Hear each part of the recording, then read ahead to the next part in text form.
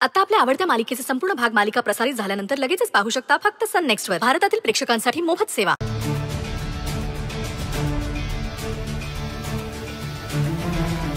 ताई प्लीज माझा ऐकशील का? तू प्लीज एवढा विचार करू नकोस.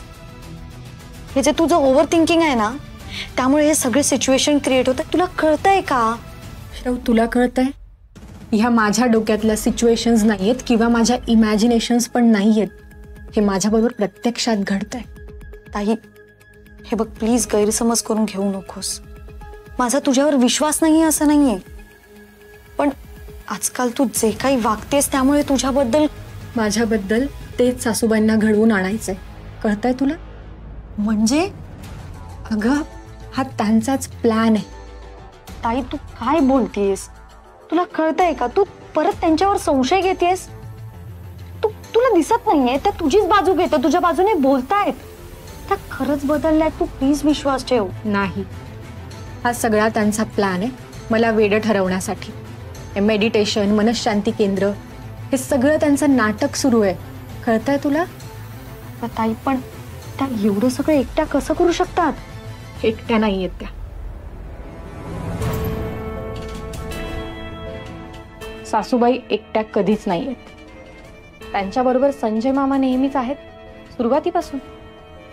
नाही ताई, हे बघ, मुळात यशोधरा मामा असं काहीतरी करतील यावर माझा विश्वासच बसत नाही. मला माझ्या एका प्रश्नाचं उत्तर दे. एवढं सगळं घडूनही सासूबाईंनी संजय मामांना घरात का ठेवलं असेल? म्हणजे त्या जर म्हणतायत की मी बदलले, तर त्यांनी पुन्हा संजय मामांना घरात घेतलंच नसतं ना. हे बघ ताई, मला मान्य आहे त्यांनी संजय मामांना घरात ठेवून घेतलं, पण नम्रता तिचं काय? तुझ्यासाठी त्यांनी तिला घराबाहेर काढलंच ना? नाही, ते फक्त आपला विश्वास जिंकण्यासाठी. हे जे काय मला भास होत आहेत, हे त्या सिद्ध करण्याचा प्रयत्न करतायत ना, या मागे सुद्धा त्यांचाच हात आहे. हे सगळं ती अमृता करत होती. कदाचित त्यांच्या सांगण्यावरून करत असेल ती. एवढंच काय, काल तुम्हा सगळ्यांना वाटलं की मला सासूबाईंचं प्रेत दिसलं, तो माझा भास होता, पण हा सगळा त्यांचाच प्लॅन होता. ह्याचं कारण सांगते. आपल्याला त्या गार्डनमध्ये भेटल्या होत्या, त्यावेळी मला त्यांच्या हातावर रक्ताचा डाग दिसला. याचाच अर्थ हे सगळं त्यांनी केलं होतं ना. कदाचित तो डाग त्यांच्याकडून पुसायचा राहून गेला असेल. ताई पण हे सगळं कसं शक्य आहे? का करतील ते असं?